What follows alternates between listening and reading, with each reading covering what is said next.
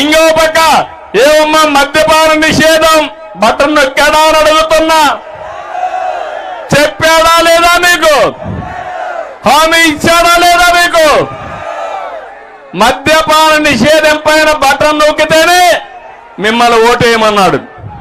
ఇప్పుడు వస్తున్నాడు, ఓటేస్తారా తల్లి అని మిమ్మల్ని అడుగుతున్నా.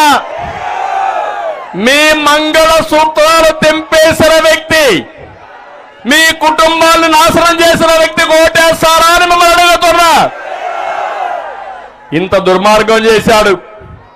ఇంకో పక్క సిపిఎస్ రద్దుకు ఎందుకు బటన్ నొక్కలేదని అడుగుతున్నా. ఆ రోజు అన్నాడు, ఇది ఎంత పని అన్నా, వారం ఎన్ని వారాలు అయిపోయినాయి జగన్మోహన్ రెడ్డి అని అడుగుతున్నా. చివరి వారం వస్తా ఉంది, పోయే వారం వస్తా ఉంది, తప్పకుండా పోతున్నావు. ఇలాంటి మోసాలు చేసి గుంతలు పడిన రోడ్లు బాగు చేయడానికి బటన్ నొక్కాడా అని అడుగుతున్నా.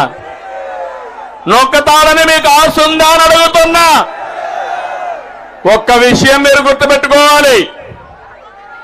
ఈరోజు ఈ ముఖ్యమంత్రిని మీరు ఒక్కసారి చూస్తే ఎక్కడ పనులు చేయాలో ఆ పనులు చేయలేదు, ఎక్కడైతే తప్పుడు పనులు చేయకూడదు అక్కడ మాత్రం తప్పుడు పనులు చేశారు. దోపిడీ పైన శ్రద్ధ పెట్టాడు, ఒక ఆర్థిక ఉగ్రవాదిగా మారాడు. ఏ స్కీమ్ పెట్టినా దాని వెనకాల ఒక పెద్ద స్కామ్ ఉంటుంది.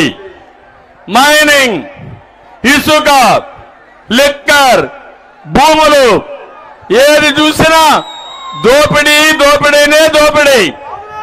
ఇంత దుర్మార్గం ఎప్పుడూ లేదు.